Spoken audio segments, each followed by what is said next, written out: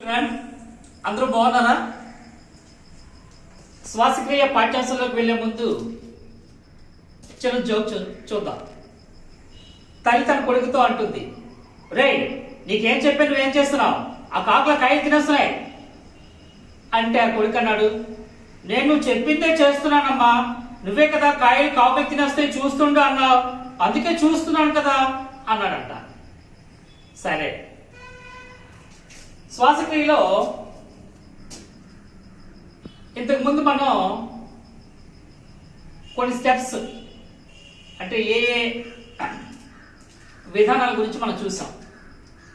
అయితే శ్వాసక్రియ జరగడంలో వాయు ప్రసార మార్గం ఎలా ఉంటుందన్నది ఈరోజు చూద్దాం. మనం పాత్వే ఆఫ్ ఎయిర్, వాయు ప్రసార మార్గం. ఈ ప్రసార మార్గంలో అనేక భాగాలు ఈ వ్యవస్థలో మనం చూస్తాం. పాత్వే ఆఫ్ ఎయిర్, అందులో మొదటగా మనం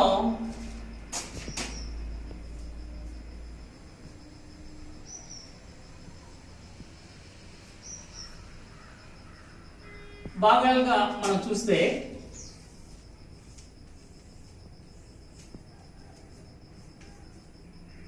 ఇది నాస్టిల్స్. నాస్టిల్స్ అంటాం వాటిని. బాహ్య నాసికా రంధ్రాలు, నాసికా రంధ్రాలు. ఈ నాసికా రంధ్రాల నుంచి నాసికా కుహరం,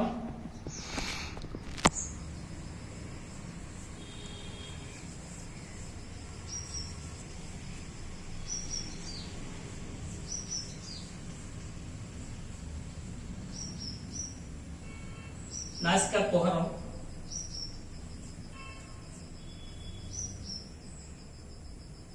ఇక్కడ స్వరపేటిక ఉంటుంది.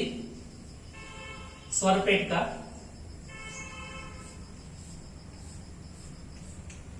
సో ఇక్కడ మొదటి భాగంగా మనం నాసికా కుహరం గురించి మాట్లాడతాం.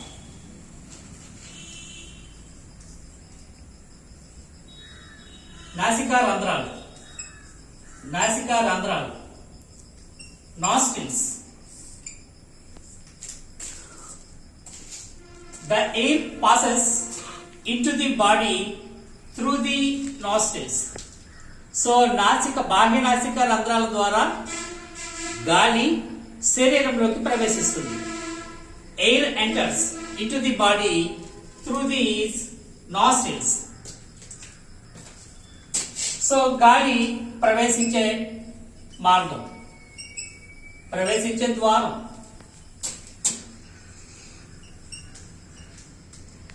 రెండవది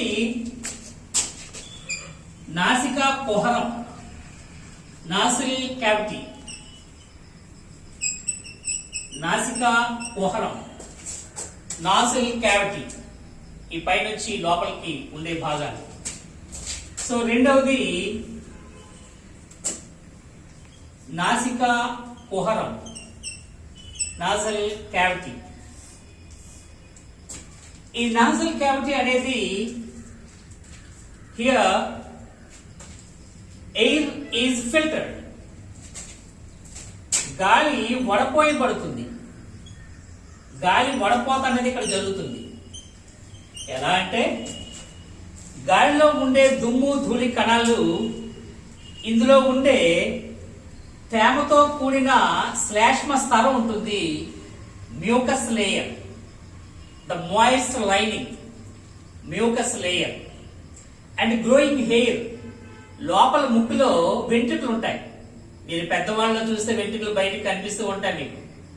the growing hair and the moist lining or layer.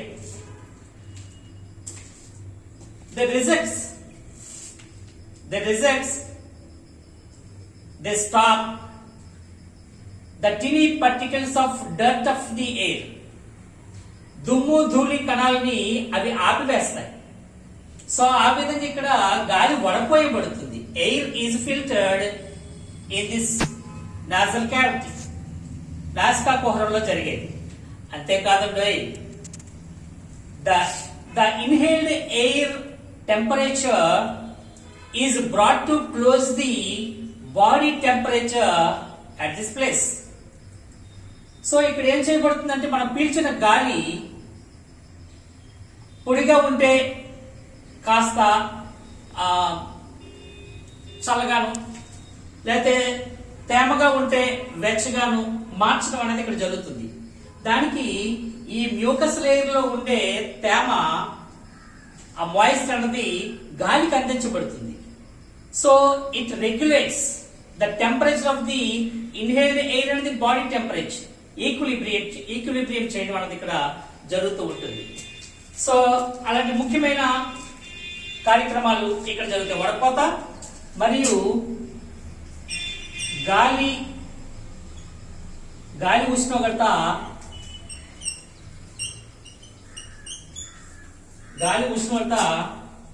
క్రమపరచడం జరుగుతుంది, క్రమబద్ధం చేయబడుతుంది.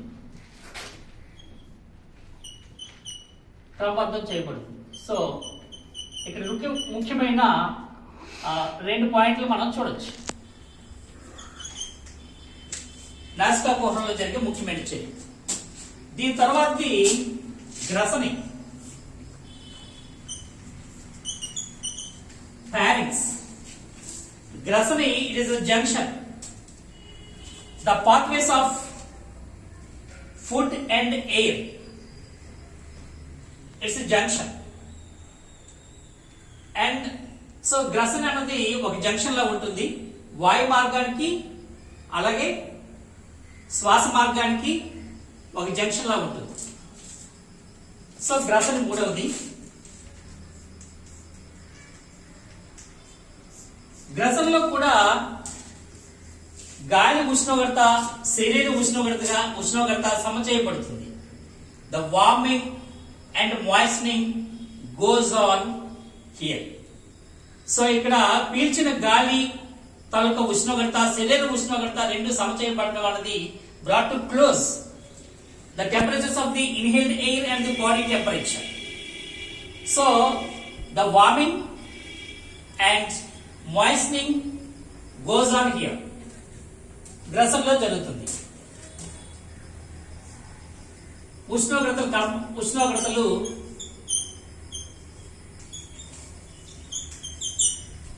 సమం చేయబడతాయి. ఇక్కడ కూడా అదే పని జరుగుతుంది. సో ఇక్కడ మనం చూస్తే దీని తర్వాత ఎపిగ్లాటిస్ ఉంటుంది. ఇక్కడ ఎపిగ్లాటిస్ అనేది ఇంతకుముందు మనం చెప్పుకున్నాం, జీర్ణక్రియ గురించి మాట్లాడుతున్నప్పుడు చెప్పుకున్నాం. It is a flop like muscular wall. It controls the movement of air and food towards the respective passages. ఆహారం, గాలి అవి తమ మార్గాల్లోకి వెళ్లేలాగున చేయడం అనేది ఎపిగ్లాటిస్ చేసే పని. దాన్నే మనం ఉపజిహ్విక అన్నాం. ఆ ఉపజిహ్విక తర్వాత ఉన్నదే లారింగ్స్, స్వరపేటిక.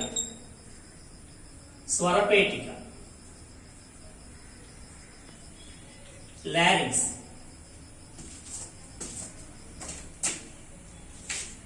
స్వరపేటిక. పేటిక అంటే it's a box, it's a stiff box. ఈ బాక్స్ లో this stiff box contains our vocal cords. స్వరతంత్రుల్ని కలిగి ఉంటుంది.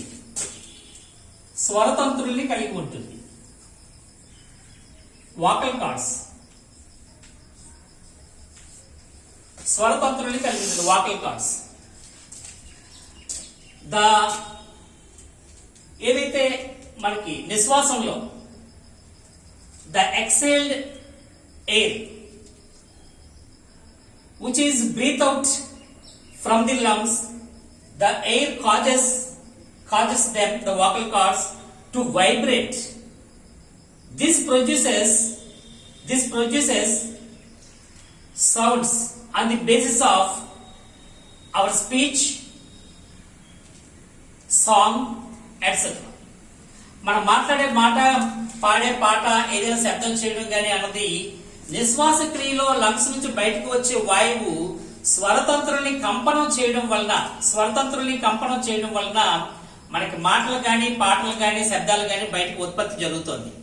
సో ఆ విధంగా స్వరతంత్రులు అనేవి శబ్దోత్పత్తికి సహాయపడతాయి. శబ్దోత్పత్తి. సో మనం మాట్లాడుతున్నామంటే దానికి గల కారణం స్వరతంత్రులు. దీని తర్వాతి ట్రాకియా.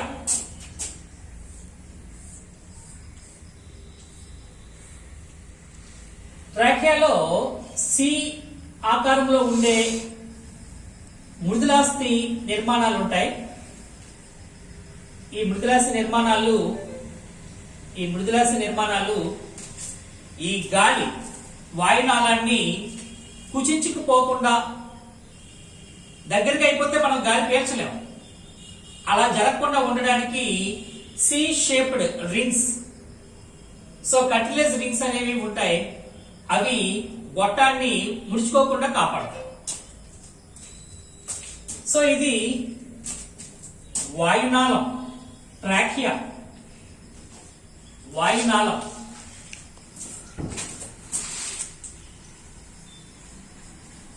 వాయునాళం. Trachea, it's a tube-like structure and it's called as windpipe. గాలి గొట్టం అని కూడా మనం పిలుస్తాం. సో అది గాలి గొట్టం లేదా వాయునాళం అంటాం. The another part,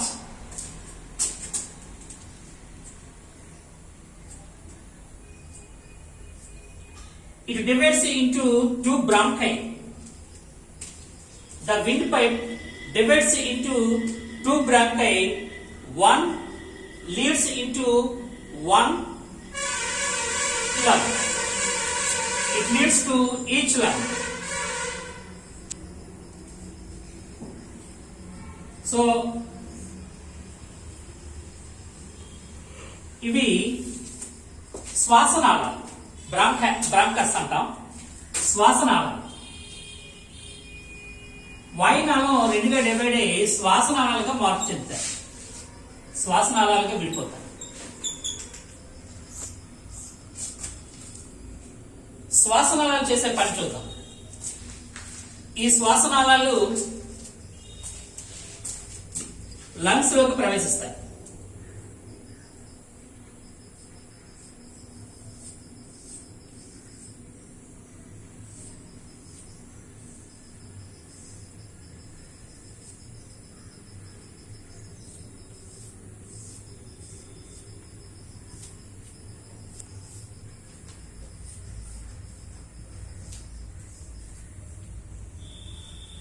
ఈ విధంగా లంగ్స్ ఉంటాయి. ఈ లంగ్స్ లోకి ప్రవేశించి divided into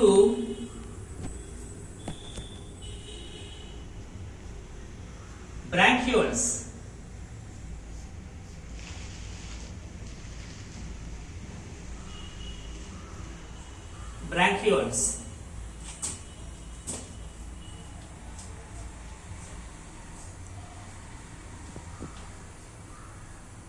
Sacral గా divided into branches.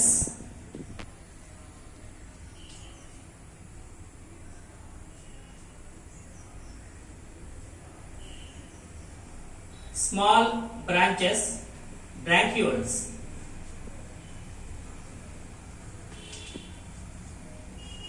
ఇవి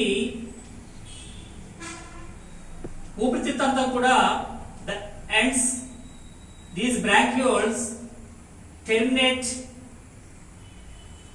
in air sacs as alveolus. వాయుకోశ గోళంలోకి ఇవి అంతమవుతాయి. శ్వాస నాళికలు.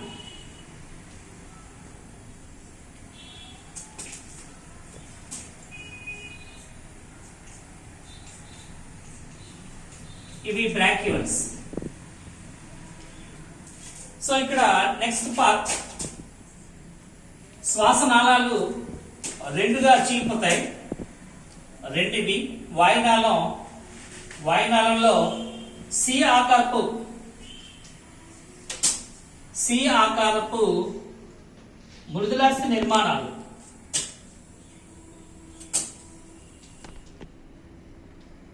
సి ఆకారపు మృదులాస్థి రింగ్స్ ఉంటాయి, మృదులాస్థి నిర్మాణాలు.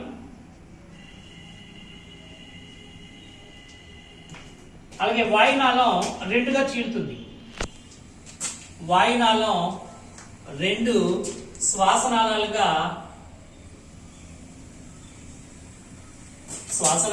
చీలి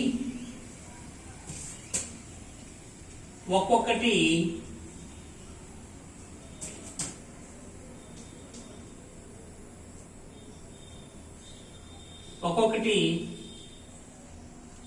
చెరో ఊపిరితిత్తుల్లోకి ఎంటర్ అవుతుంది.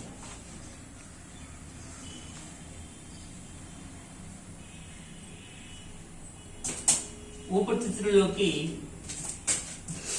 ప్రవేశిస్తాయి. సో ఇక్కడ చేసే పని. ఇప్పుడు మనం నెక్స్ట్ పార్ట్ 7 శ్వాస నాళికలు.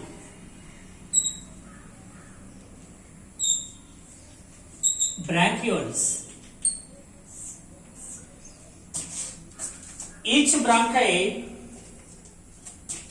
divides into smaller branches called as bronchioles. దీని తర్వాత alveolus, వాయుకోశ గోడలు.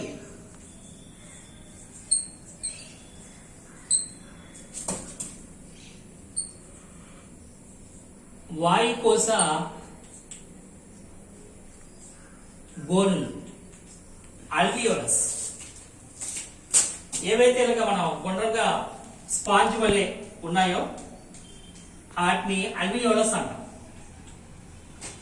సో ఇక్కడ మనం పటం వేసినప్పుడు మీరు ముఖ్యంగా విద్యార్థులారా ఏ పటం వేసినా సరే, ఒక వ్యవస్థ వేస్తున్నప్పుడు అది కిడ్నీకి సంబంధించి కానీ, లంగ్స్ సంబంధించి కానీ, హార్ట్ కి సంబంధించి కానీ ఏదైనా వేసినప్పుడు కుడి ఎడమను మనం చెప్పాలనుకున్నప్పుడు ఇలా నిలబడుతున్నప్పుడు ఇది కుడి రైట్ సైడ్, ఇది లెఫ్ట్ సైడ్. ఇలా చూస్తే ఇది రైట్ సైడ్, ఇది లెఫ్ట్ సైడ్ లో ఉంటది. కానీ అలా రాయకూడదు, ఎందుకంటే మనం ఇలా డయాగ్రామ్ ఇలాగ వేస్తున్నాం బొమ్మ, కాబట్టి ఇది రైట్ సైడ్. అప్పుడు ఇది ఏమవుతుంది, ఇది రైట్ లంగ్ అవుతుంది. అది జ్ఞాపకం ఉంచుకోండి. దీనికంటే ఇది కాస్త పెద్దదిగా ఉంటుంది. రైట్ లంగ్ పెద్దదిగా ఉంటుంది. 3 లంబికలు ఉంటాయి.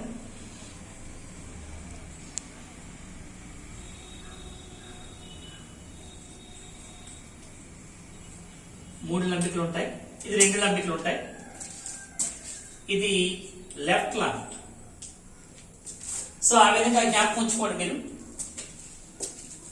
వాయుకోశ గోనెలు alveolus. These are small parts and numerous. చిన్న నిర్మాణాలు, స్మాల్ స్ట్రక్చర్స్, అండ్ న్యూమరస్, అనేక సంఖ్యలో ఉంటాయి, ఎక్కువగా ఉంటాయి. Numerous, number of. సో ఆ విధంగా these bronchioles terminate in air sacs called as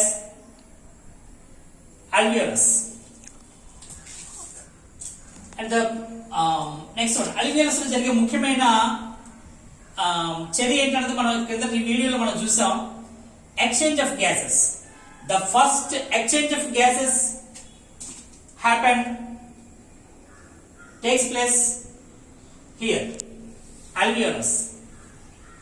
alveolus ఈ ఏవైతే వాయుకోశ గోనెలు ఉన్నాయో, వాయుకోశ గోనెల్లో ఈ శ్వాసనాళికలు అంతమవుతాయి. అందులోకి వచ్చిన వాయుగోళంలోకి వచ్చిన గాలిలోని ఆక్సిజన్ రక్తంలోకి, దీనిపైన వాయుకోశ గోనెల పైన బ్లడ్ క్యాపిలరీస్, రక్తకేశ నాళికలు అమర్చబడి ఉంటాయి. సో ఆ రక్తకేశ నాళికలో ఉండే రక్తంలోకి వాయుకోశ గోనెల్లో ఉండే వాయువు, ఆక్సిజన్, అలాగే రక్తంలో ఉండే కార్బన్ డైఆక్సైడ్ ఎక్స్చేంజ్ అవుతాయి. The exchange of gases takes place in alveolus. the blood the blood take up the blood take up oxygen and expel carbon dioxide into the alveolus. So ఇక్కడ exchange of gases వాయు వినిమయం జరుగుతుంది. ఇది ఒక ముఖ్యమైన ప్రక్రియ. వాయు వినిమయం, exchange of gases. The ninth part ఎక్కడ జరుగుతుందంటే రక్తం, blood. Blood carries oxygen to each and every cell of the body and collects carbon dioxide from them. రక్తం ఏదైతే అల్వియోలస్ నుంచి ఆక్సిజన్ స్వీకరించి శరీరంలోని ప్రతి జీవకణానికి అందిస్తుంది. అలాగే జీవకణంలో ఉత్పత్తి అయిన కార్బన్ డైఆక్సైడ్ తీసుకొచ్చి అక్కడ కలెక్ట్ చేసి మళ్ళీ అల్వియోలస్ లో పంపిస్తుంది. సో ఆ విధంగా ఇక్కడ exchange of gases takes place at alveolus. So blood చేసే పని సరఫరా, వాయువుల సరఫరా చేస్తుంది. ఇది the pathway of the air. గాలి నాసికారంధ్రాల ద్వారా ప్రవేశించి అలాగే నాసికా కుహరం ద్వారా గ్రసన చేరి అలాగే వాయునాళాన్ని చేరి వాయునాళం నుంచి శ్వాసనాళంలోకి వెళ్ళి శ్వాసనాళం నుంచి శ్వాస నాళికల్లోకి వచ్చి అక్కడ నుంచి వాయు గోళంలోకి వచ్చి దానిపైన ఉన్న రక్తకేశ నాళికలో ఉన్న రక్తంలోకి చేరి రక్తం ద్వారా ప్రయాణించి శరీరంలోని అన్ని జీవకణాలకి చేరుతుంది. సో అక్కడ కణంలో శ్వాసక్రియ అనేది జరుగుతుంది. ఇప్పుడు వాయు ప్రసార మార్గాల గురించి ఈ వీడియోలో మనం చెప్పుకోవడం జరిగింది. From the nostrils to the passage. This passage from the nostrils to alveolus is moist and warm and moist. ఇక్కడ ఏదైతే నాస్ట్రిల్స్ దగ్గర నుంచి వాయు కోశ గోళల వరకు దీనిలో వెచ్చగాను తేమగాను ఉంటుంది. ఎక్కడైనా సరే టెంపరేచర్ మార్పులు చెందడం కూడా జరగడం కోసం ఆ విధంగా ఇది వెచ్చగాను తేమగాను ఉండడం జరుగుతుంది. సో విద్యార్థులారా, దీన్ని చక్కగా నోట్స్ రాసుకోండి, ప్రిపేర్ అవ్వండి. ఇక్కడ కొన్ని పార్ట్స్ రాయలేదు, రాస్తున్నాను. ఇవి శ్వాసనాళం,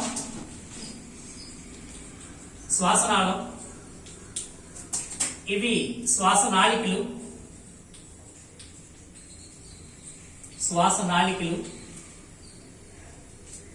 వాయుకోశ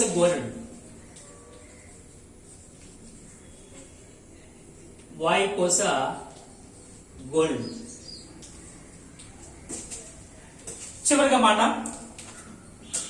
విద్యార్థులారా, మనకి ఎప్పుడైనా జీవితంలో బాధ కలిగితే ఆ బాధ మనకు ఒక బోధ కావాలి, ఒక లెసన్ అయి ఉండాలి. ఆ బోధ మనలో ఒక మంచి మార్పును తీసుకురావాలి. కాబట్టి విద్యార్థులారా, ఎప్పుడైనా సరే మనకి బాధలు కష్టాలు వచ్చినప్పుడు మనం ఆందోళన చెందక్కర్లేదు, ఆందోళన చెందకూడదు. ఆ బాధ మనకు ఒక బోధ కావాలి. ఆ బోధ మనలో ఒక మంచి మార్పు తీసుకురావాలి. కాబట్టి విద్యార్థులు చక్కగా చదవండి. చదివే అన్నిటికీ ఆధారం భవిష్యత్తు బాగుండాలంటే ఈ రోజు కష్టపడి చదువుకోవాలి. కష్టపడి ఇష్టపడి చదువుకుంటే మీ భవిష్యత్తు బాగుంటుంది. సో ఈ విధంగా మీకు ఈ లెసన్ మీద నోట్స్ తయారు చేసుకుంటారు. అందరూ ఇంటి దగ్గర ఉండండి. అలాగే క్లాసులు అవుతున్నాయి. ఎవరైనా డౌట్స్ ఉంటే ఫోన్ ద్వారా కానీ ఇక్కడికి స్కూల్కి వెళ్ళి కానీ 9th క్లాస్ 10th క్లాస్ విద్యార్థులు మీ డౌట్స్ క్లారిఫై చేసుకోవచ్చు. All the best, good luck.